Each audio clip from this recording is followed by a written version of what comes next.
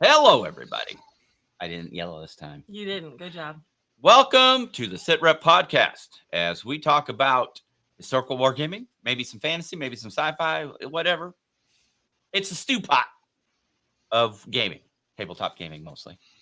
And joining us today is the whole crew, Woohoo. the whole freaking crew. It's about time. Yay! I guess the check's cleared. So here we go. So today Wait, you we're going guys to are talk getting about. paid? I got a raise. I got double. You got double nothing. Today we're going to talk about FOMO. I had, before I get way off the track, but I had no idea what freaking FOMO meant until a while back. But we're going to talk about it because it's convention. We're in the midst of convention season, event season. A lot of news to happen. I found a news piece that maybe Marty doesn't even know about, and I'm extremely excited about. So we'll share that and much, much more after this in 3, 2, 1. Big Duke 6 Eagle Thrust. Put on Sci War up. Sing it loud. Into the Romeo Foxtrot. Shall we dance? You are listening to the SITREP podcast, your source for everything related to historical wargaming. Whether you are looking for the latest wargaming news, reviews, painting tutorials, or playthroughs, you will hear about it right here. So grab your favorite beverage or brush and let's hit it. All right, we are back. Let me take that off the screen. Bada bing, bada boom. We are rocking and rolling. Tough years in early.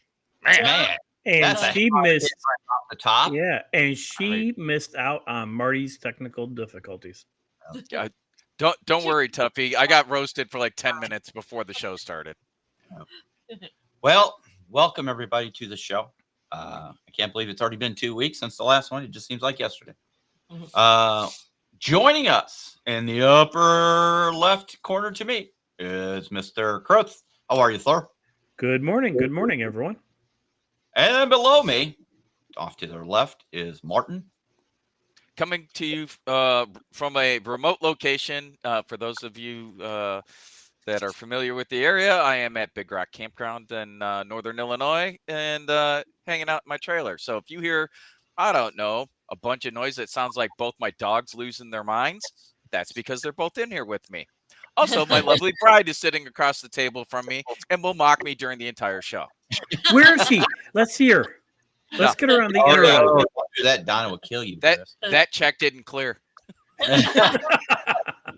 And joining us from the sunny state of Florida is Big Jim Oriskany. How are you, sir? Hey everybody, how you doing? Doing well, doing well. So as tradition, we start the show off with a quick rundown of what's been going on. And Jim, you're first. Well, we've run some pretty good Ukraine games recently in Panzer Leader. Those videos have done pretty well. And building some, we've also run a pretty serious game of 7 Days to the River Rhine set in Desert Storm. So the video for that has all been recorded. And now we're just going to cut it together into a video, hopefully to release in the next couple of weeks. I'm not sure exactly when, but soon. And it's kind of up in the air right now, but I hope to be running another tabletop game of 7 days set in Ukraine. People who follow our Facebook page may have seen some of the miniatures that have been put up there lately, and also some of my drones. You need to have drones in Ukraine. And outside of Coruscant, not too many people make drones that I'm aware of. And the ones I was able to find on Coruscant aren't really the right kind for what I'm looking for. Your drone models are epic looking. Those are very nice. Awesome. Thank you very much. So, yeah, I'm on a bit of a vacation at the moment, but starting to get back into it. Again, hopefully running a game next week. We'll see how it works out. It's not terribly certain at the moment. But, yeah, definitely that Desert Storm game has already been played and recorded, so we hope to have some content out for that pretty soon. Very cool. Very cool. Marty? Well, I am continuing to slave away on my AOS guys. So I have been painting Skaven and Skaven and more Skaven. I am done with clan rats, brother. I'm here to tell you. I have paint. I'm like 65 deep. I'm like, I got to move on to characters or something. Because I have an entire Vanguard box plus the Skaven type box. So there's plenty to be done. So that's what I've been focused on past couple of weeks, is trying to get those dudes knocked out and then get some Spearhead and AOS 4 in over at the Holy Hammers Club. Very cool. Very cool. Chris? All right. I've been doing some 3D printing. Cute little Oh, that's cool. flower pot. I love that. Yeah. That is very So, cool. I might be able to trade it for some T-shirts. Mm. Oh, we got some bartering happening. Yeah, A deal could be struck. I think. Other than that, been doing a lot of work and just doing my weekly D&D. Very cool. Very cool. So what about you guys? What you been doing? Here we go. It was What'd you spend? drop day yesterday for the pre-order, so I picked up my Shimmering Skies, and I have just been in Disney card heaven, loving it. Can't wait to build some stuff. There's been really, really cool. I love every one of the sets that's coming out is giving you more of some of the characters that they already had in previous sets, so different versions of it. And so now you can really start trying to be very specifically thematic in decks that you make. So I got some very cool new versions of Maleficent in this one, and the three fairies, Flora, Fauna, and Merryweather. So I'm gonna make a full-on Sleeping Beauty deck, I think, with these. And I told Bill there's a bunch of Robin Hood in this set too, which when I first picked up the game, he said, "Did you get a Robin Hood card in there?" So now we have it. Cool. So Yeah. I was so I saw a blurb. Somebody was all jazzed up about some enchanted fairy person card that's different, and but I have no idea how the game's played. I don't understand it at all. But people were very excited about it. Yeah, they it is a very fun game. It is very different from Magic. There's a handful of things that is similar, but most people are probably most familiar with that game. And probably my only complaint with this game, and anyone that plays anything along the lines of Magic will echo the same thing, is that there's no interruption ability. So if you and I are playing a game and on your turn you're doing something that's going to do something very bad to my characters or my side of the board, you can't. There is not a way for you to interrupt that happening. It kind of plays more Sure like there a is. chess strategy. You have to be thinking ahead. Yeah, well, yeah. Outside of a Flip the table Yeah. way, that is the thing. Fair enough. So you have to get in a mindset where you have to play differently. And so whatever you're bringing to the game in your deck, you have to really take into consideration thinking ahead for removal strategies or ways to get more cards or whatever, because bad things will happen to you and you got to be able to plan to deal with it. So No opportunity fire phase, huh? correct. There's not. And I really wonder if they will ever get to the point where they will add that as a mechanic to the game. But I mean, so we're 5 sets in now, and that hasn't happened. They've added a lot of different cool mechanics to it, but still no way to interrupt. But to your Way back point, in the day, that's what saved Panzerblitz was inclusion of opportunity fire. When it first came out, it was an optional rule, and people started mocking the game, calling it Panzerbush, because you could just move your units from bush to bush, and the enemy's sitting there helpless, just watching you dance in front of them, going, "I'd like to shoot sometime this fiscal year, please." so it has happened. So games have come out where it didn't exist, and then they went, "Okay, we hear you," and added it. So Yeah. that's cool. Well, fingers crossed. Maybe we'll get there. I find the game a little simplistic. You said you liked it better than Magic originally, although I'm winning Bill over on Magic. We've been playing Commander lately, which you're not supposed to play head to head. You're supposed to have that in a group. But but with the Bloomborough set that's out, we've really been digging that. He likes the raccoon deck. We don't see you all. We don't see all of you, Don. We see all of Bill. We don't want to see all of Bill. There, is that better? Yep, that's better. Yeah. Okay. All right. Bill playing Trash Pandas checks out. Yeah. Truth. How about you? What you been doing? Wait. Hell. Here we go. So, I finally got in some green stuff and some right glue so I can start my painting series on the major winners bust. I didn't realize I didn't have any green stuff, and I need to make sure that I get those seams done. And while I had super glue, I needed some really heavy duty gel to make these big resin pieces stick together right. You know, the thin stuff just wasn't going to hold very well. So I've got that, so we'll be able to start that series. I have another series I'm going to be starting. It's called 2D General. I don't know if anybody gets the connection, but 2D meaning like 2D figures, like WoFun. It's going to be an entire series dedicated to WoFun. It'll be what? There'll be the Zulu War. No, that's the shocker. Shocker.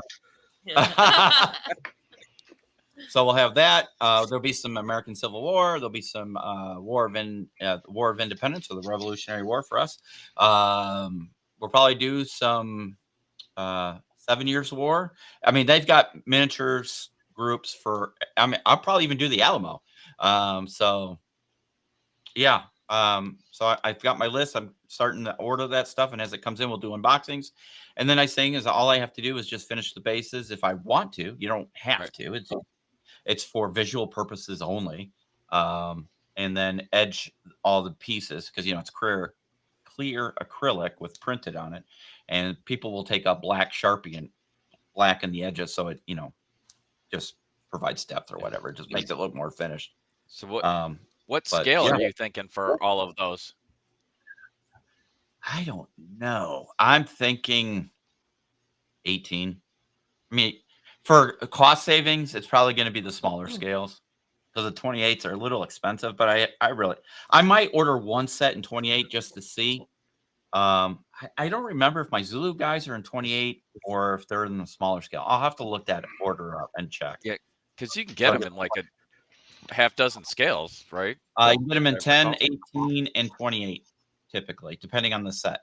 So, and it would be pretty impressive to have the Alamo with all the Mexican army out there, and Well, considering you already have the Alamo, you just need to pick it up. Right. I was gonna say, didn't Marty build that? Yeah. On a stream once? Chris and I built that. Chris finished it. So oh, okay. It is built. It's not painted yet, but it's built. The entire thing. Well, you're coming down in a few weeks. You could bring it with you. Yeah. Actually, we had already talked about that. There we go. So would that inform the scale that you're going to print these 2D figures at to match the scale of the Alamo's 28 mil. So I would just have to order 28 mil Texas Revolution or War of Texas. I can't remember what the set actually is called, but I'll just order up the set and yay. So that's going to be an ongoing series. So, like Jim has things. My plan is I'm just going to do WoFun. It's going to be called 2D General. And this episode will be blah, blah, and blah, blah. So nice. That's awesome. Nothing wrong with 2D, man. I mean, nope. Hex encounters. You don't got to paint them. That's 2D. And you don't have to paint them. You can just slap them on the base. They're good to go. And there goes Marty again. Seriously, sorry, guys. I told you I'm remote. I'm operating off of a hotspot, and I'm trying my best. Yeah. You've always been like that. Shout outs. Dennis, I appreciate you hiding from the missus for at least 2 seconds to see us and check in. I have not forgotten your mug. I'm gonna get it to you. I want to make it special. I was just gonna slap on the SITREP logo with the Pathfinder member on it. Yeah, SITREP. That's what makes it special. It's gonna be super special. It's gonna come with a helmet and a cinch strap. I might throw on a special image, for because I know he's a big bolt action player, so might throw a Sherman or something on there too for them. Because the 3rd edition of Bolt Action is coming out next month. You know September. what? Since that cup is hollow, you should throw a certain SITREP in there too. If I had any. I still have 5. Wait a minute. I got a 3D printer now. What the hell? Yeah, print as many as you want, bro. So there's that.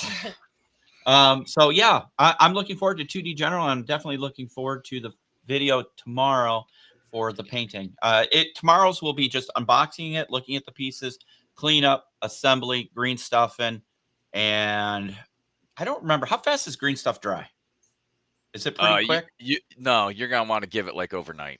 Okay, so I won't be able to prime it in this episode, but it'll just be, hey, what do you get for whatever I paid for it? And it's a beautiful resin print. It's just a little cleanup, assembly. We'll do the green stuff, and that'll be the first episode, and then we'll move on to priming and color choices. Because I'm not going to prime in probably gray or black. It may be priming in the base color. Pixie pink. I'm not using fucking pixie pink. It's not my fault you bought it. I didn't know it was pink. For figures, I usually either like a light gray or even a white for priming. Well, it's funny. Like big figures, like 40 millimeter stuff like that. Traditionally, that's what I would do too, Jim. But I was watching one of the painting channels, and he's like, "Why don't you just prime in the color of the base? The main base color, like the OD green ish." Yeah. That's what I do with vehicles. I've never painted anything nearly that size, so I have no idea what I'm talking about. Well, neither have I. Yeah. Well, and and I think maybe I saw the same one. Who was it that I'm drawing a blank? I saw it like last week. So many different but it was a dude that was painting little guys that I saw, and he's like, these are all. He was painting ancient Romans and Carthaginians and whatnot. He's like, oh, these guys are mostly, this color, the whole stick.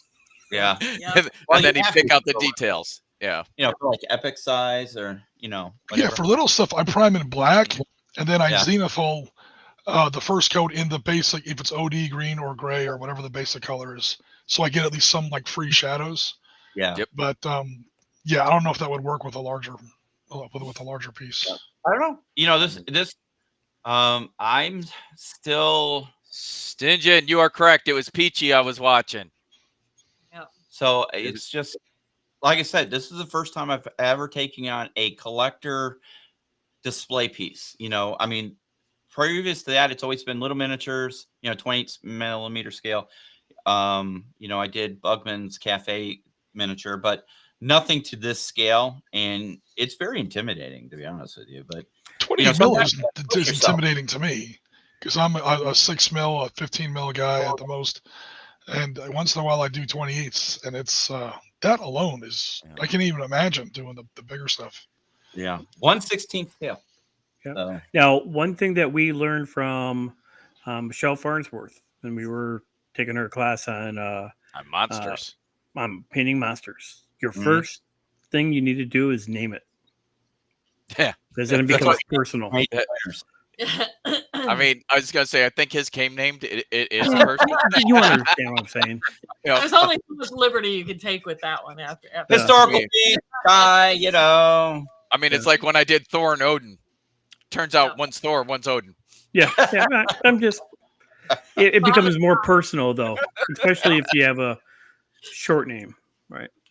So that's the painting and the 2D general, because you know what I found a little bit of a stumbling block getting into some gaming is assembly, painting, terrain, all that stuff. And if I can help people get more motivated to say, hey, you pull out a box from Royal Fun, beautiful box by the way, and you punch out the minis, you slap on the base. If you want to fancy up the base, you can throw some, gravel, grass, whatnot, finish the edges, and you can have a massive army in a couple hours time, ready to play.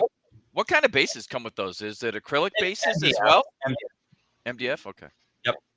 So yeah, you could throw those on there, and I'm playing the Battle of Shiloh in a couple hours. They don't have So- two.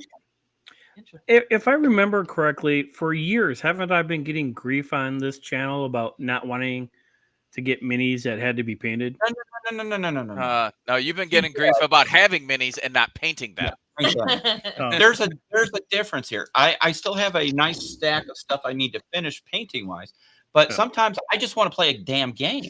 And but sometimes that's what I used to say. That's Yeah, what I would but- say about like, ooh, hey, and then you Like, got X-Wing, and you don't have to paint it. you're on the other side of the line of like, I want to paint it all. No, I no. just want, give me some. Where we're and anyways, yes, you're right to an aspect. I'm right to an aspect. Jim's always right, and Marty, he's somewhere.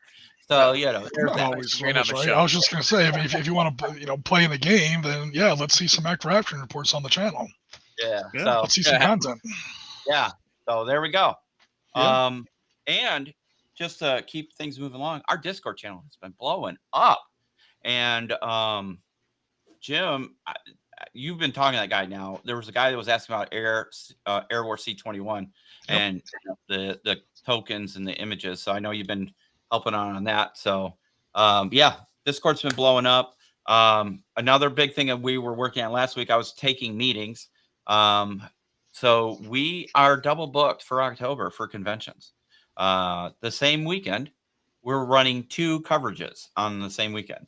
Marty and Chris will be at Autumn Wars in Illinois, covering HMGS Midwest. And at the same time, Dawn and I will be up at Lake Geneva, Wisconsin, covering Dragonfall. We are actually a platinum sponsor for Dragonfall this year. So look forward to some announcements from them about our sponsorship and all that yada. But we'll be up there covering, it's a traditional, very small gaming convention. So it's a little bit of everything. So And their there'll be a charity lot of work is activity that awesome. weekend. What's that? Their And it's charity charity. work is awesome. Yeah. Yeah. The whole thing is really just to raise money for charity. So we're happy to be part of that this year. We've known Matt Sears Long time. very long time. Long time. Since he and Adam, was it Adam? Who's the other guy that with their game? Why are you doing this? I don't know. On camera. Out I don't know. loud and live and everything. Yeah. But Matt and his partner used to have a game called, what was the game called? We're killing this. Oh, man. It It's a good thing you wrote a check because was with the exploding pigs. Yep. They had exploding pigs. God, I can see the packaging too. It'll come to me. Yeah. It's don't an know. apocalyptic miniature skirmish game that they had for a while. I can't remember the name of it. it's still Exploding around. 'Cause pigs? If it's got exploding pigs, It's It definitely a Muslim game. we should try this. You have the rule set, I believe, in the SITREP depository. Mm. In the SITREP depository? Depository. Repository, not suppository. That would be where Chris keeps his painting. Because it looks like shit. All right. Shall we? Do you have the news there? Yellow button. Here we go, Marty. Listen up, people. It is time for the news with Marty. What in the wide of world wargaming is going on? Let's in on the scuttlebutt. Bring on the awesomeness that is wargaming. All right. Give me a second. Let me slide this over and be able to see what we got going on. Whoa, come back here. All right. So now covered up my whole screen there. I can't see what's going on. Come on, buddy. This is all for tough ears, so she can bust my stones about technical issues. This one is all operator error. It's just me trying to make my news fit my screen. All right. So now, first things first.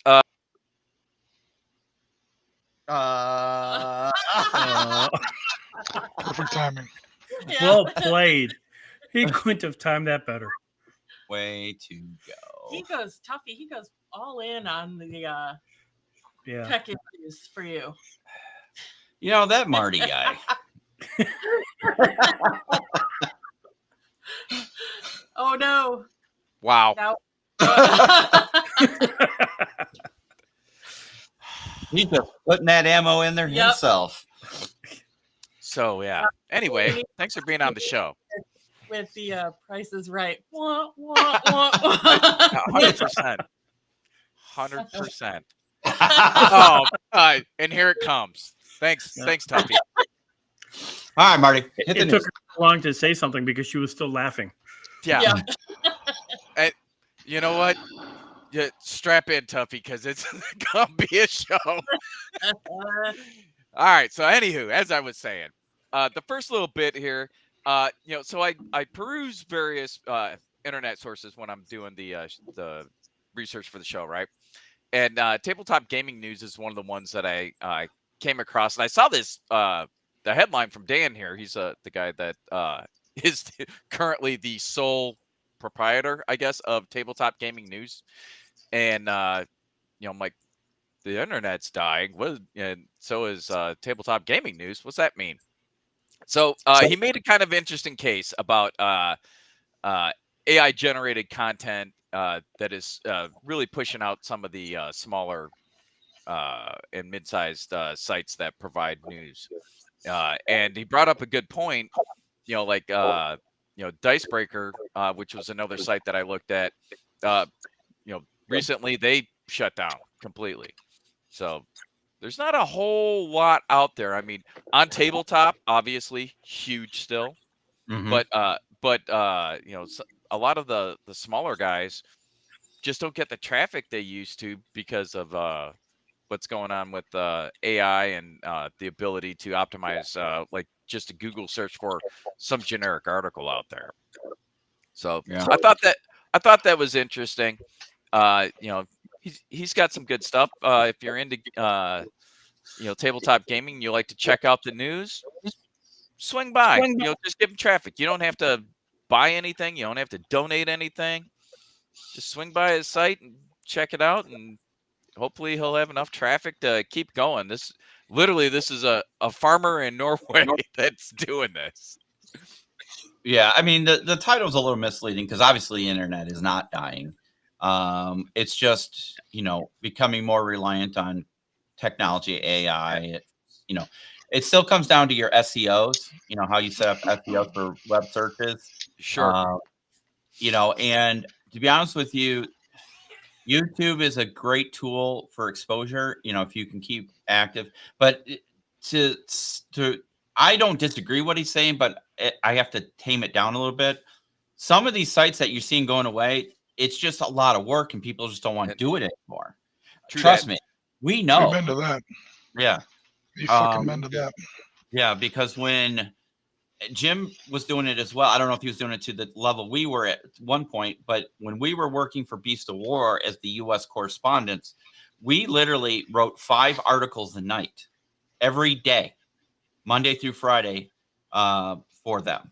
So, and we would literally sit there after our full-time jobs, get on the internet, and we had a extensive bookmark list. I'm talking probably almost 100 links, if not more. And we would go through every one looking for a news bit that we could write an article on, because, we were expected to each have 5 news items. And you had to literally feed the beast. Yeah. So, and we weren't getting paid for it. We did it because we really believed in what Beast of War on Tabletop was doing, and we loved being part of the industry, and it's a lot of work.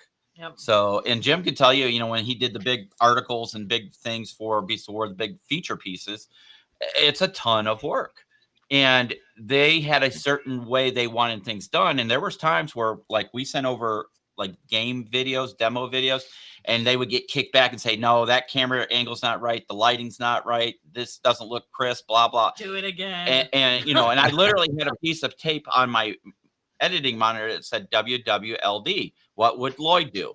So, because Brother Lloyd was the one that I dealt with, and he's like, you got to do this. And I'll be, fully transparent as well.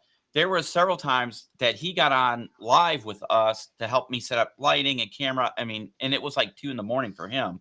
And so, we spent a lot of time, but it was a lot of work. So for these other people, if they're not generating an income from this, and it is literally a labor of A love, passion project. Yeah. Yeah. eventually it just wears on you and it becomes its own beast, and you don't have a life. So No, Yeah. it happens Yeah. with SITREP. Let's go ahead and be clear. It happens with. Yeah. I mean, yeah, We don't these have a life. videos. These videos. No, I'm talking about people. yeah, It no, was a you're right. joke. It was a joke. Sorry. Yeah, it gets to be a lot. Yeah. And what might also take it down is when the feedback from the community starts to taper off. I mean, obviously we're not doing this for money, but when 30 or 40 hours goes into a video and it gets like 100 views, what the fuck did I just do? Yeah. And then I'm supposed to do that again next week. I already have a job. Yeah. Right. You Yeah. know, Yeah. we all do. Yep. Yeah. Yeah. So 100%. So yeah, we understand where he's come from. Again, it's a labor of love. I mean, that's really what it comes down to. We just want to Yep. share, our point of views and interests with others that Yeah. have Passion same. for the hobby. Yep. Right. And we throw in a little comedic value here and there. It's all good. Stunts. Stunts. That's right. So all right, Marty, what's your next All right. piece?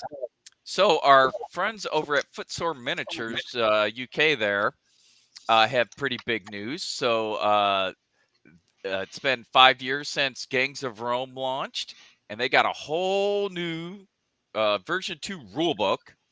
And it's not just an update, as they say. It's a passionate reinvention of the original, brimming with fresh core, advanced, and campaigned rules. And they've got a starter box. And their starter box is actually a pretty good. It's $87. Oh So no. you get this. You get this chunk. You get this chunky ass, really nice rule book. Yeah. There's also a PDF version of the rule book. It's not included here, but you can get it. It's like $19, I think, for the PDF. But for $87, you get the rule book and you get their accessory kit. So the accessory kit is 5 sprues of plastic Romans for a total of 30 figures. So you can make 3 mobs and 2 gangs of 5 fighters each. The bases, you get dice, you get Roman numeral dice and damage dice. You get a range ruler, you get objective markers, you get activation tokens, stress markers, and an MDF villa. Yeah. I was just looking at it. That's Oh, pretty it's sharp. cool. Nice. I mean, for the money, That's a great deal. yeah. James? Like You didn't see me do that. I remember talking about it. Did you just hit cart? Yes. Uh-huh. Marty, I hate you. Marty the enabler.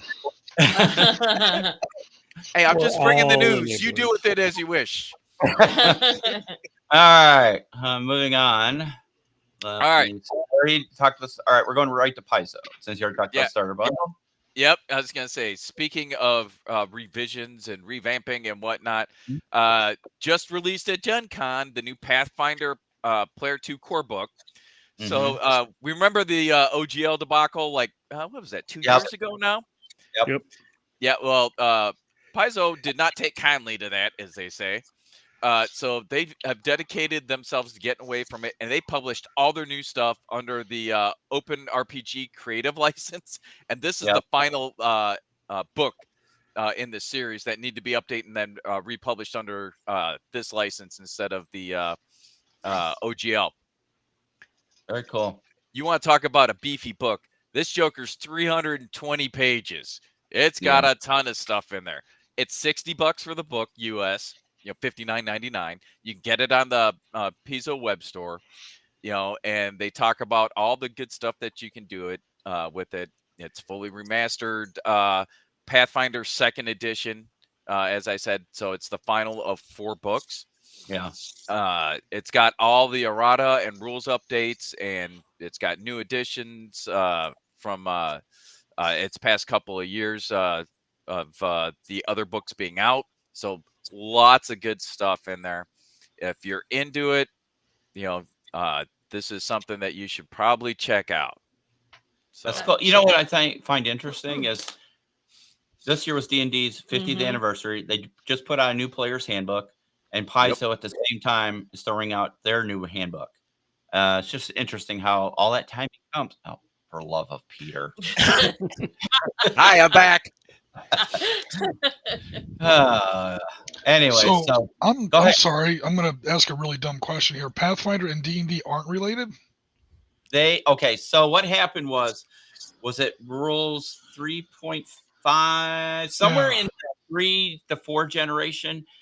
People got really mad at D&D and because it had gone off the reservation. So Paizo produced Pathfinder. It is supposed to be D&D the way it should have been. So they're not associated whatsoever. They're two opposing games. But if you've played D&D, you can easily play Pathfinder. Gotcha. Vice versa. So So it was just Coke and Pepsi kind of a thing. Yeah, Yes. it was Yeah, really 100%. D&D hardcore D&D fans who got really upset with Wizards of the Coast when they changed up D&D really bad, and they came out with Pathfinder. So you have people who love Pathfinder, and you have people who love D&D, and you have people like me who don't care, Yeah. and then play either. Well, I mean, just talking with people, I don't play D&D anymore myself, but you often heard them mentioned in the same sentence. I always thought that they were like, it was like a side version or like a different edition, but okay. Oh, okay. Yeah, no, it's Gotcha. just technically it's a different system. Yeah. Published by Paizo, and as Bill was saying, I think it was 3.5 where they went off the rails with it, and that's what really pushed Paizo to publish their own. And then a couple of years ago, Wizards of the Coast decided that they were going to get all crazy with the open gaming license, and that upset people highly across the RPG genre in general. So there was all sorts of stuff going on there, and Paizo said, "Well, we're not going to use it anymore," and it dropped out of that completely, and it has gone over to the Open RPG creative license because again, they think that's more in keeping with the original intent of OGL and D&D. Correct. Oh wow! All right. Yeah, it was some drama a couple years ago. It was. Some people I'm friends with on Facebook I just see these posts, like these walls of text, and I'm like, I don't even know what they're talking about, but holy shit, they're pissed off about something. Yep. Well, Tim, there are people who are very passionate about every game. You have people who are very passionate about D&D. You have people who are extremely passionate about BattleTech, games, workshop games, Warhammer. Oh my God, the Warhammer 40K people. And then you have your classic gamers. People are very passionate about hex and counter games. So everybody has their thing, and it just when you mess with their game, sometimes they go to the extreme and just make a new one. So there you go. All right, Marty. With changes, you're never going to please everybody. No, you're not. No matter what you do. Yep. All right, Marty. What's your other piece? All right. So, as everyone's probably aware, Gen Con just wrapped up. Gen Con 2024. Over 71,000 attendees. More than 540 exhibiting companies, as it says. Woo! Also, the big celebration of the 50th anniversary of D&D. So they had a ton of D&D stuff, guests and pop-up museum and early chance to get the new player's handbook there. So lots of stuff going on. The convention was founded in 1968, the year of our Lord, by Gary Gygax, who might sound familiar to some of us. Being a co-creator, of D&D, and it's been and in Lake Geneva where you're going for Dragonfall. Also, Gary Con is there. It's another thing that they do. And oddly enough, Gary Con conflicts with Adepticon. It's the same week as Adepticon every year. Yep, it is. Yeah, it is. It is what it is. Yeah.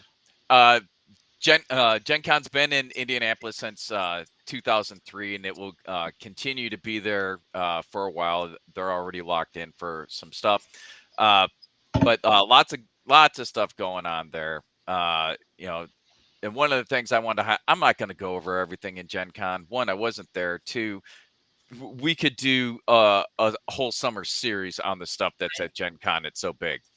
But some of the things I do want to highlight, because this is one of the things I like about the gaming community. Gen Con partners with charities each year to raise funds and spotlight the remarkable work of select nonprofit organizations. This year, the attendees raised more than $31,000 for the Rose Gauntlet Foundation and Tangram. And Gen Con has raised over $455,000 for charity since they've been in Indianapolis in 2003 through today. I think that says a lot about the gaming community. And that was kind of what I wanted to highlight out of this little blurb from them.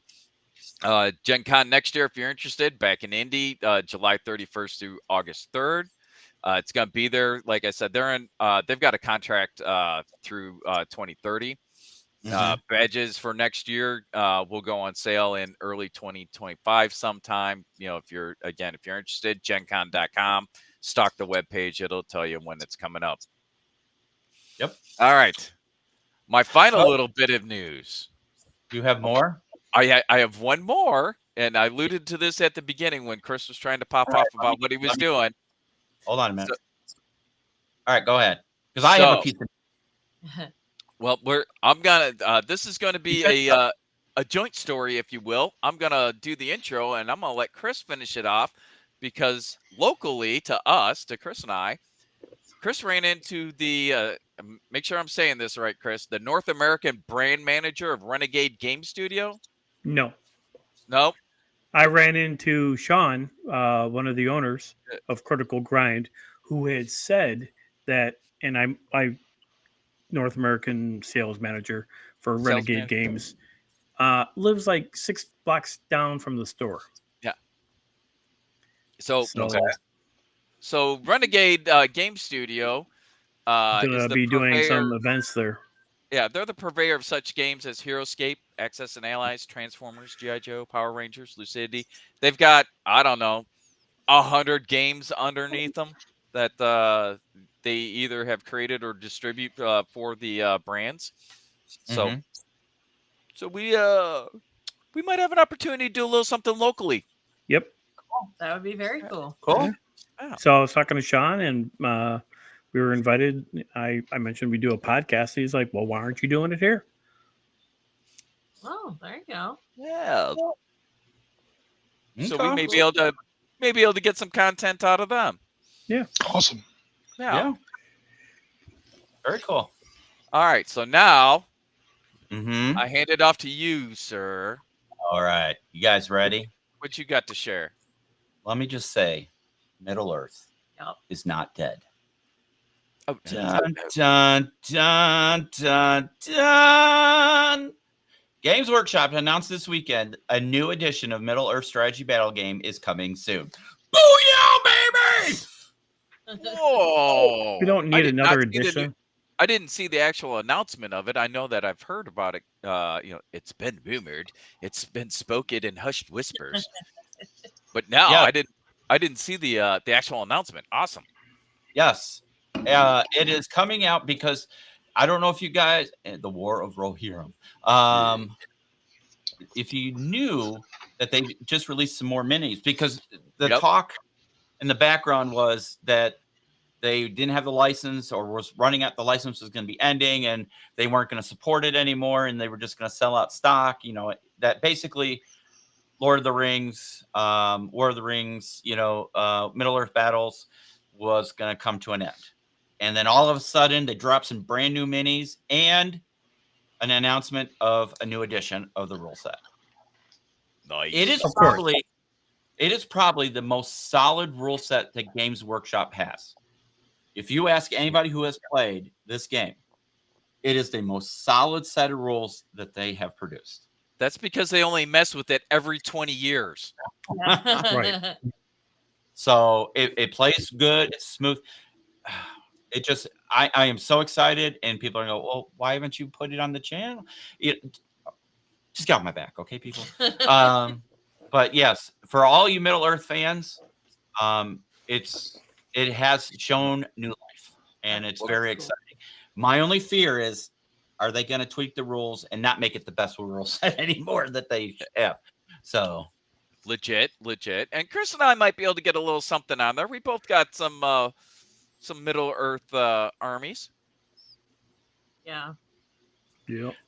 Piotr says, yeah, new LOTR. Do people actually play it? Not my. We play it. We haven't played it in a while. I'll be honest with you. Bye, Marty.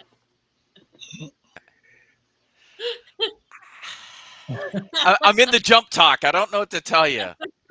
So anyway, it's a shame if people are not playing. The minis are beautiful. Yeah. Yes. The game plays very well. Gaz and I played it in Ireland 1 year. I was sitting around. This one won't surprise anybody. I was sitting around bored at the Beast of War headquarters, and they had opened their little game shop, miniature, game store. And sitting on their Warhammer shelves was it Fields of Pelennor or the one before that? I don't remember. One of the starter sets. And I just went, you know what? Let's play that. So Gaz and I bought it, and then we put it together there, and then we played a game, and we had a good time. So, yeah. So hopefully it brings new life and gets more players playing. Marty's got kangaroo internet today. He's got something going on. You're not wrong. I'm running this up a hotspot in the middle of a campground. So if you're looking for a very solid miniatures game that's scalable, Middle Earth is a great game because you can do it skirmish and all the way up to rank and file. So it's very scalable. It works very well. Which means I'm telling you right now, I'm predicting if they're putting out a new rule set, their new starter set's coming out. That's true. You would think that's the GWA. If they're doing War Rohirrim, there's going to be. Oh, good. Another 40 horses. I was going to say, there's going to be a lot of cavalry in that set. So I'm excited for it. I think this is going to be a good second half of this year between this Bolt Action. Jim, I'm going to send you a copy of the new edition, and I'd love to get a review from you on what you think of it. And I know you've played Bolt Action in the past, right? Once or twice, not very much. It's not honestly my favorite, but yeah, I would just love to get your thought on it. We'll send that to you, and then toilet walls tend to mess with the connection. Even Piotr's getting that. Thanks, Piotr. It's good to see you, buddy. Haven't seen you on the show in a while. Glad to see that you haven't lost a step. What's that say behind you? For a good time, dial 1-900. I can't quite see it in the screen there. 669-3400. Anyway, so between that, we're gonna have 2D General. Jim's got some ripping stuff. Jim, isn't the battle of? I just watched the whole series of Color of War in the Pacific, and it went through all the island hopping campaigns. What was in January 45? What big battle was that? Okinawa? No, that's before that. There were some big battles still going on in the Philippines in January of 45. The Philippines that actually started back in October of 44. February 19th of 45 is Iwo Jima, and then Iwo Jima. Okay. Oh yeah, that's April. That's it. That's February 19th. We did a piece on that back in the Op Center. Yeah. Sort of a special presentation for the 75th anniversary. I could not believe how brutal that battle actually was. It's And I was watching that, and the Sands of Iwo Jima, the John Wayne movie, I don't think does it justice as to the reality of it. But well, to be fair to the movie, no movies did justice back then. Yeah. Flags of Our Fathers and Letters from Iwo Jima do a better job. But no movie's really going to do it 100% because it's insane. And I can tell you what, man, the fanaticism of the Japanese soldiers, Navy, that were on those islands that didn't surrender, and they just fought to the death. Just thousands of them. It mind 21,500. Yeah. I think they wound up taking about 140 prisoners. No. The last 4 Japanese people who were fighting there didn't surrender until January 1949.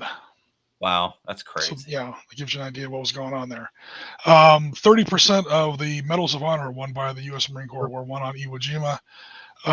28 battalion commanders were on that island. 14 of them were either killed or wounded, and there were more than one. There was more than one company. There were several companies, in fact, that sustained 100% casualties. Every single man in the battalion in the company was hit at least once, and I mean, a big portion of them, never made it out of there.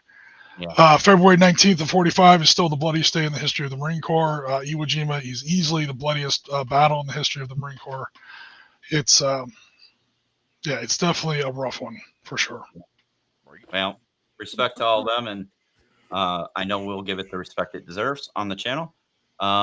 So yeah, just amazing that we're 80 years removed from that war, and for us, my grandpas both fought in the war. I knew people. I grew up with people that were in World War II, and it's hard to imagine that was 80 years ago. And then you think about how old those people were. A lot of them, young kids that went off there. So, it's amazing. So Yeah, I mean, we did the 75th commemorative edition. And like to your point, yeah, it's like, damn, that video is already 5 years old. Coming up on it. So yeah, there's a lot going on there. There could probably be a whole episode by itself, so I won't get too into it. But it's definitely a big one. Yep. Not one like we say in that episode. If you want a game on Iwo Jima, that's not one for beer and pretzel night. That's going to be a serious one. Oh, yeah. Yes, sir. How about it? Yes, sir. All right, let's switch over to our main topic, shall we, guys? We're an hour in. Why not? Well, no, we're right where we should be. We're right where we should be. We keep that show to an hour and a half. So we're right where we should be. We'd be farther along if Marty didn't keep dropping out. Yeah, that'd be true too. I mean, so the topic of today's show was, do you get FOMO? And FOMO is fear of missing out. So, we're in convention season, and we did not go to Gen Con this year. And there were times where Dawn and I were kind of like, oh, geez, I wish we went, because they're, but I'll be honest with you, and this is our impression. Mm-hmm. There was nothing at Gen Con that was earth-shatteringly big release. Nothing. You had the 50th anniversary D&D, and I thought when they did, where were we there for? The 40th anniversary, when they had the big castle in the gaming hall and all that. We've been to Gen Con since 2013 up till 2019, and then we skipped a couple of years because of COVID, and then went back last year and just did the decision not to go this year because it's just too crowded and there was nothing really that going on. But I don't know. I think it was more of a muted event this year. Yeah, they still had stuff, and then the stupid player's handbook, guys. People were like lining up, and people were buying them and throwing them on eBay for like $300-400. The book releases in a month. Yeah. Okay. In a month. Pay your $59 and get it. Yeah. So that in of itself, not only being a money grab, is an FOMO, right? Yeah. I need to get this because I don't want to miss out on this. I have to have it now, right? But it also leads to game releases and miniature releases.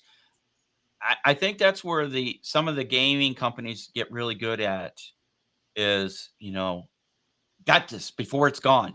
Games Workshop's very good at doing this. Well, I was going to say, that is their entire marketing model. Yeah, right. Limited release. Yeah, well, look at their inventory. I mean, it's like sold out. Because they use FOMO. Yeah. They hit on the fear of missing out. If you I just think they're piss poor logisticians. Or they're doing exactly, and I will argue this, they're doing exactly what they mean to do. They don't give a crap that it's out. They want it to be out because now you miss it. And, oh, by the way, we're going to bring this in. So now get that because you know it's going to be gone. Yep. And they do it cyclically. I mean, they literally would tell you they're going to do it. Yep. Yeah. Well, so let me ask each and one of you guys. I don't think it's entirely intentional. I think some of it is just piss poor management. 1,000%. See, and The argument I have for that is, Marty, you saw the issue I had trying to find monsters for my army. They were all sold out. Now, Mhm. if they were trying to do that, there'd be at least something or some way to get them. Why?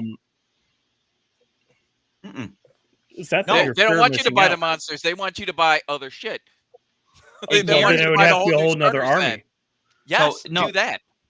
But here's the thing: it guarantees that they are going to sell everything, and stuff's not going to sit on shelves and then start get discounted, and then whatever happens to Hey, old stock, right? They learned their lesson with the Leviathan box for $40K. What are you talking about? I like my Leviathan box. Yes, but that Is was it still that in the was plastic? Shut up. No, it's not still in the plastic. Ah! It's a new game. GW All right, got me on that one. everybody in the audience, if the next person who can predict when Marty's going to lose connection, I will send you a T-shirt. What's the over under on that? No, and Marty is Well- not eligible to play. Turns Turning on out doesn't work, Marty. You can't. You be the can't person play. responsible. So yeah, if you guys predict who the next time that Marty, what time? It's 10, 11 hour time when he's going to lose connection. Yeah. So 11 minutes after what hour you're in, I'll send you a T-shirt. Fine. Anyway, for the back to rest my- of us, it's a drinking game. yeah, right? Yeah, Anyway, back to sorry, my, Marty. drinking game. So anyway, back to my rant. GW does these things on purpose. It is intentional, and they don't care if you can buy a whatever, because they don't want you to buy that. They want you to, they want to prove that, yep, all our stuff's gone, and we told you it was a limited release. So here's our brand new set of stuff. You have to get that. And oh, by the way, we're going to change this every 3 months, along with changing our rules every 3 years. So Now, Tuffy, that's cheating. You got to predict the exact time, not just say minutes. But I agree. It is a total marketing scheme by Games Workshop. But my question to you guys, have you ever experienced FOMO related to gaming? Yeah. Such as? sure. The amount of stuff that I have purchased at Adepticon that is still in plastic. What drove you to buy it? Poor money management skills. No impulse control. Yep. But, okay, what got you to buy it? I mean, those are all factors, but what was the hook? Was it I don't marketing? know. Was it It's word a of little mouth? bit of both. I mean, I remember dropping Peer a pressure? bazillion dollars, not on Artis Opus, but on what is the brushes that come apart with the little leather case. Games and Yeah, Games? Oh, Games and Gears. yeah. Remember what we spent the Yeah. year prior? Yeah. Yeah, we both did the all I'm in. all in. Yeah. Yeah. I use them though. I mean, they're not bad. No, I mean, you're not gonna. they're get a not worth Picasso. the You money could that pay we a dropped. Picasso. You're not gonna pay to Da Vinci with it, but Yeah, I think they're good brushes. yeah, they're not they bad. are good brushes. They're not worth what we spent for them. Well, I don't know what you guys spent on them. We never pay for them, so. for the amount that I think that you got your money's worth for the amount of brushes you got, because it's a pretty big set. You Yeah. know, Did you get Kolinsky's in them or just the synthetics? both. No, we got Plus- everything. We did the all in. Plus Okay. plus the silicone little dot dudes. Yeah. Yeah, I mean, I like them. Yeah. I still Yeah. use it. I particularly like them if I'm traveling, because those are those are already set up to go places, so I can Yep. just chuck them in my little paint box, and I don't have to worry about crushing the tips on my nice ones that I have on my paint desk. Yep. No, Yeah. but yeah, Yeah. did we need to do the all in? No. Probably not. You were hyped, but that was convention hype, right? Yep. Yep, we drank the Kool-Aid. Mm-hmm. Jim, have you ever had FOMO, as far as like a game that you wish you got into, or whether it's like an actual game that you could buy or a game that somebody was playing that you wish you had gotten into or anything like that? Not to be a wet blanket, but honestly, no. Okay. Not a big fan of conventions. When Marty was talking about 70,000 people at Gen Con, I was trying not to cringe. Right. 100%. Not that big a fan of the human friggin' race, to be honest.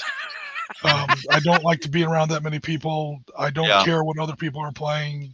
They don't know. I mean, sometimes, I guess the closest I come to FOMO is when, other people are running a certain game about a certain topic, and I know they're not doing it right, and I know they don't know the material, and I know that, XYZ, and yet it's getting all kinds of attention, all kinds of acclaim. And I'm just like, we could be doing this so much better. Yeah.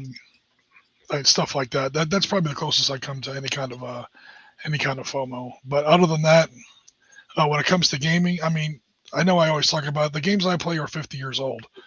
I'm not worried about the next release of Panzerleader, coming out.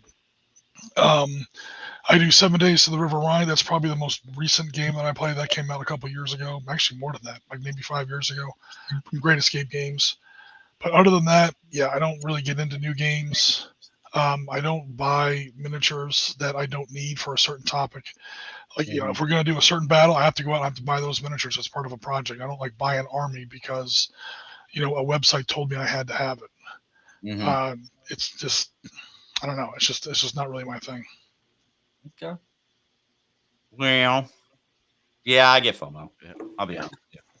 Like I said, with the convention, there was a point where, like, geez, I wish, we had gone. But then I look at the numbers and I looked at the pictures from the Gen Con groups, and I'm like, good God. If you've ever been in that mass of people at opening day of the exhibitor hall, it's ridiculous. We usually sit up on the upper level by the escalators and film it and all that. I would never put myself down in that mass of people. First of all, why the hell are you running? Okay. I got to get this. You want to see FOMO at its greatest? That mass of people is the FOMO. Rope drop. Yeah, the rope drop. That's FOMO, man. That is huge FOMO right there. Yeah, but it does create great memes. I saw one that said "the running of the nerds." Yeah, well, that is the title of it. That is the title of that group now. So, but I mean, I am with Jim on this one in particular. It's over 70,000 people. Hard pass. Not interested. Oh, did I tell you what they're in next year for Gen Con? Let me know how it goes. I want to go because there's some stuff that you can't get anywhere else. Like, see, there it is. There it is. FOMO. We just saw it in real time. But is it really FOMO? So one of the books that we all read, or most of us read in high school, and I'm talking about Bill and Marty, was the Dragonlance series. Yeah. And Margaret Weiss and Tracy Hickman, they're still writing. And at Gen Con, you can get them to autograph books. Yep. And they just announced their new series. Yeah. Yep. They don't do that anywhere else. So if you want an autograph from them, that's not a fear of missing out. That is is it? I don't know. I wouldn't call that a fear of missing out. Yeah, I don't think that's FOMO because you have to go there to get it. It's not time based. Yeah. Yeah. If So, but now if they said that we're gonna sell 15,000 books and we're bringing them all to Gen Con and that's the only place you could get it. Yeah, then it would be. And you wanted the book, that would be more of a FOMO situation, probably. Yeah. So yeah, I mean, we have to go at least once. And Marty, you said it was on your bucket list to do at least once. Yeah, not with 70,000 people.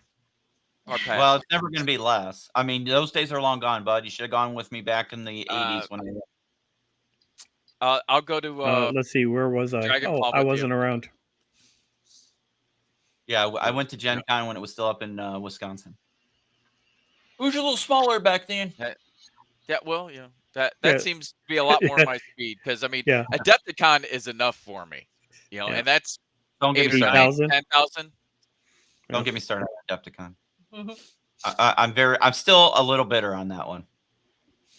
What happened there?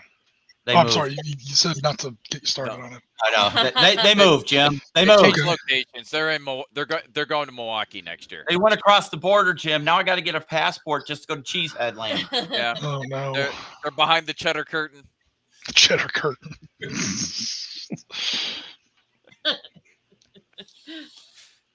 Because, Fortunately, you know, in the whole city of Chicago, there isn't a bigger convention space. So we're going to go to Milwaukee. Have you ever been to Milwaukee, Jim? No, I'm happy to say I have not. It's a nice town. Don't get me wrong, but it's not Chicago. You know, it's It's not. it's one of those cities that is mentioned in But- movies, like when they want to say that somebody is boring. Oh, I'm from Milwaukee. You know, it's well, Schaumburg isn't Chicago either, though. I mean, that's where Yeah. it was at. but it's Yeah. close enough, right? You had O'Hare, literally 10 minutes from there. Oh yeah, The it was city itself right is by the literally airport. 15 minutes on the expressway, Yeah. you know, to the outskirts of the city, not downtown. You know, just, but you know, I never knew until very recently what O'Hare International Airport was actually named after. I Yeah, thought it was an old, O'Hare. yeah, I thought it was an old like mayor of Chicago or something. No, it's like the top Navy ace of World War II or something like that. The time? 10:21. Ooh, Nope. at 10:21 in the Oh, pool. Drink. Oh no, sorry guys. it's exactly 10 minutes, not 5. Too funny. But yeah, and I don't know if you know this, Jim. They have is it a TBY? I'm trying to remember which one it is, but they recovered one of the bombers from the old aircraft carriers that they had out on Lake Michigan for practicing landings. Okay. That into the lake. They recovered it from the lake, sent it down to Pensacola. They restored it, and it's hanging in the hallway of one of the trucks. Yeah, it's It's a TBY. Yeah. I haven't been to Chicago that often. I don't know why I never knew that, and I only found that out like 2 weeks ago. It's in the United Terminal, right? Terminal I 1? believe I it's think so. United. Yeah. But So yeah, it- it looks like it came right off the floor of the factory. It's beautiful. Nice. So they did an And amazing job on it. They also have a nice display about Butch O'Hare, who he is, what he Yeah. did, why it's named that, that type of stuff. So I mean, it's a pretty good little. I was gonna say memorial. I don't know, memorial's the correct word, but display of the history of the name and where it came from and the person that it's actually named after. So But FOMO I also, get. Go ahead, sorry, Jim. Go ahead. I was just gonna say I know what you guys were talking about how you got to go to Gen Con once. Jen's on the stream. God, what year was it? 1996. We went to Mardi Gras, like right in New Orleans, Bourbon Street, Fat Tuesday. It was a miserable experience, but it was.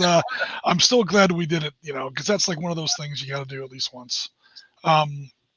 We had fun. It was just how much alcohol you had.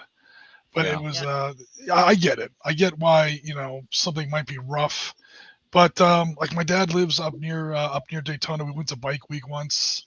I don't give a damn about motorcycles, but it's just one of those things that you want to be able to say that you did at least once. right? Yeah. That said, yeah, if it's not your thing, it's not your thing. Yep. The Yeah. nice thing about Gen Con though is that because it has so much, like you can find your thing to do at Gen Con, and like it kind of tries to be all things for all people. It does, yeah. I mean, truly. So, there's going to be a good portion of it that is going to be completely of not interest to you, but you'll find tons of things that are like, that's the fun part about it for sure. But you have to commit to the fact that you are going to be in a sea of people. It's people soup, which is now COVID flavored, as it turns out. So, but yeah, I don't know. It's delicious. Yeah. Yeah, But if you were into everything at Gen Con, you wouldn't have time for it. It sounds like.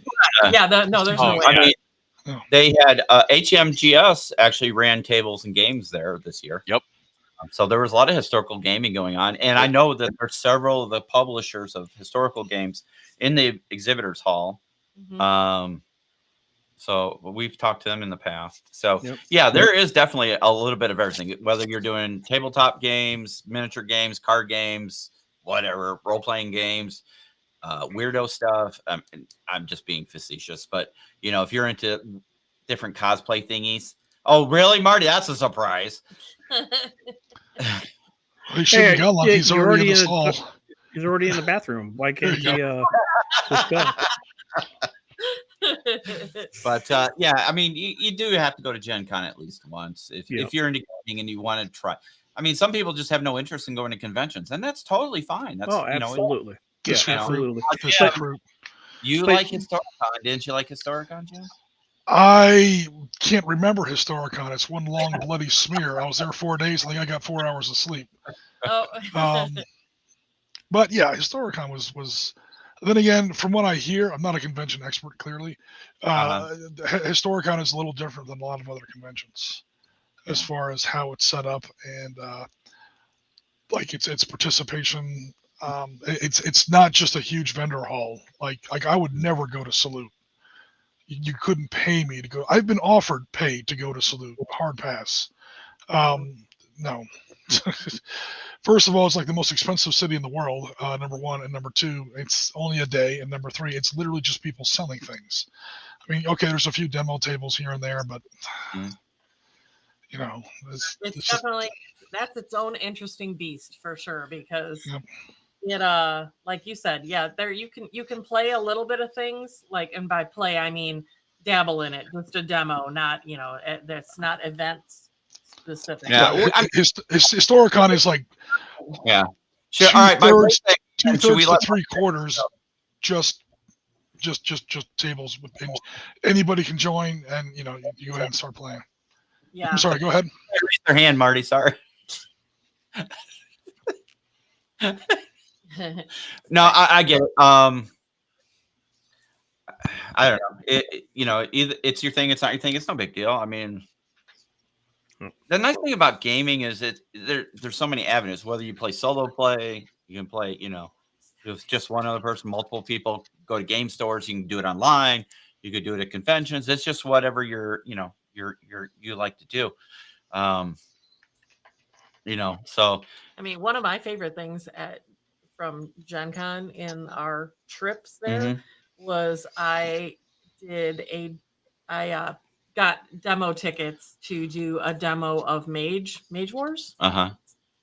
Which was also a card game, except it had a board with it too. With a battlefield. It was an interesting kind of thing, but it was cards that you maneuvered on a board.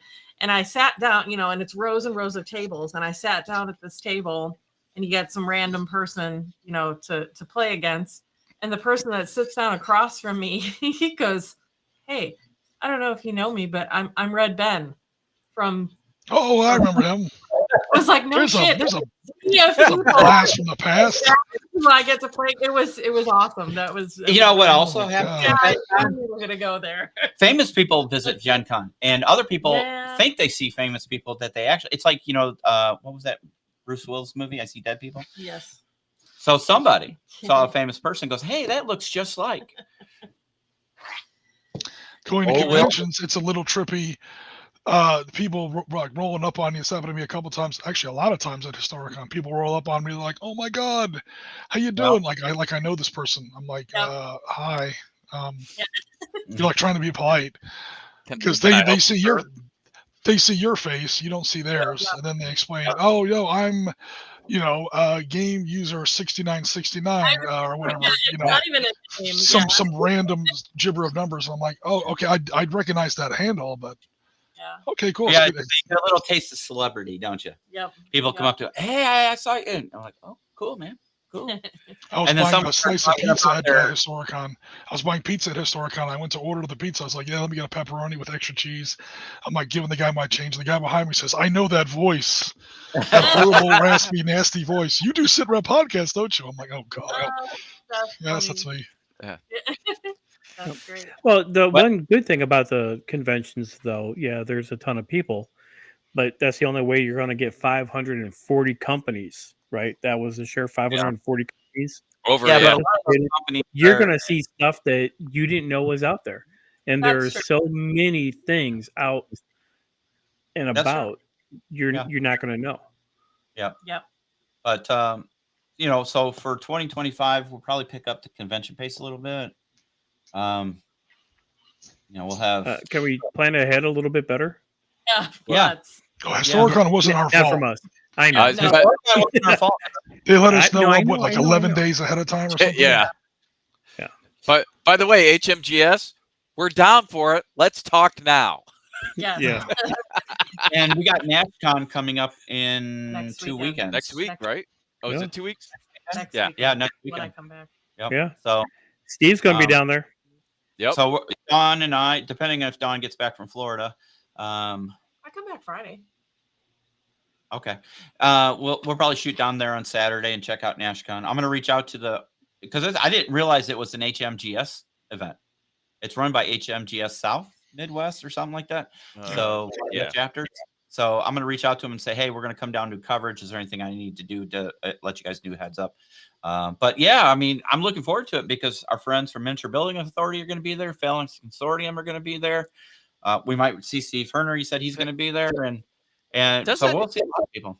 Phalanx Consortium is in town with you, right? Isn't that where They live about 2 miles away from us, Yeah. I was gonna say, and we still have not gotten together to play games. I mean, it's kind of ridiculous. No, but we did talk the other Yeah. day, and That- he did say that. So. that's because Dawn refuses to go to the game store to play games. No. Well, I mean, we have a really nice game room right here. We could be doing shit right here. He could be on the podcast for fuck's sake. So Black Powder is like 45 minutes down in Miami from me, and we've known each other for 5 years. Still haven't. The post says it all. So it's runs about every 10 minutes, huh? Apparently. I don't know. that would Yeah, be almost good. exactly. Love to do a little video of I would love to give people an inside look as to what a miniature company's business looks like. Whatever they're comfortable showing. Go- We did that with Go pull up into their garage, be like, "This is really it, haha, suckers." we did that with the guys from Mythic Games, right? No, they weren't Mythic. Were they Mythic Games? No. The guys MegaCon. that- They did. MegaCon. They made the MegaCon. Yeah. MegaCon Games, and then when they used to be in Indianapolis, they did Myth, Yes. the board game. So, and yeah, That was fun. Yeah. They were good people. yep. So, but yeah, people would like to see that kind of stuff. So, yes, sir. So, anybody else have any thoughts? I mean, FOMO wise, or any other general topics? No, I don't mean, think- I don't know if you guys talked about it, but I think for me, like with FOMO, it's Kickstarter is a great example of. Oh, that's a where- good where point. That's a you- huge. Where yeah. it's like, ooh, and it's funny because it's like the best and the worst example of it because yeah, all hype about it and you're like, I gotta do it, and then you don't see it like forever, which that's the way Kickstarter works, Mhm. but it isn't even like the instant gratification piece. It's just the hook, and you're like, oh, I need that, and because they offer extra things that probably aren't going to be with the game when it gets released Yeah, out the to Kickstarter retail. exclusive. Yep. Yeah, their business plan is definitely FOMO. Oh, Yes, big time. 100%. Well, it's not Kickstarter's plan. Kickstarter's just a platform. No. It's Yeah, the company, so- whatever company Yeah. is bringing. Right. Like Kickstarter wouldn't work without FOMO. That's definitely a piece of it. I would. Yeah.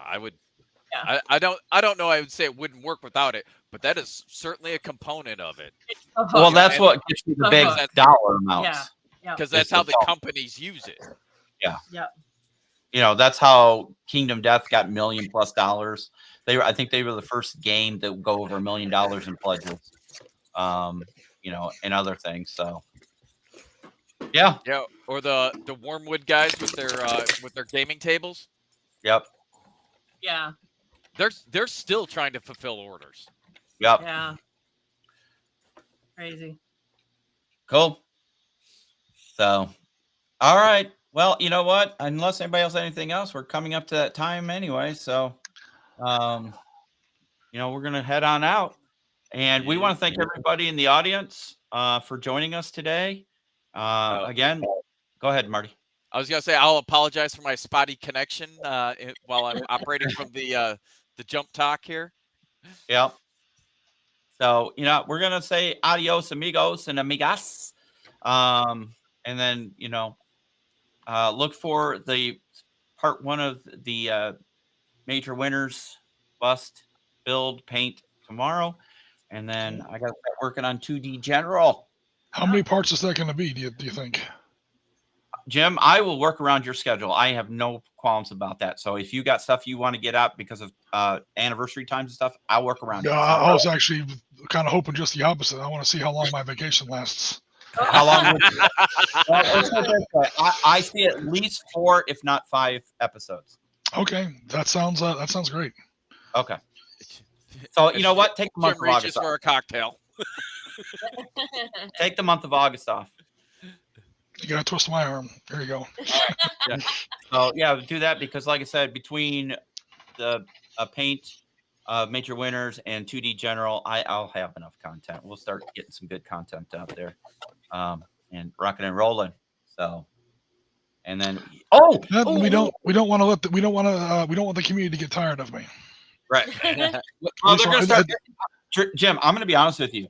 I get messages when you're not on a Sunday show for like a couple weeks. They go, "Where's Jim?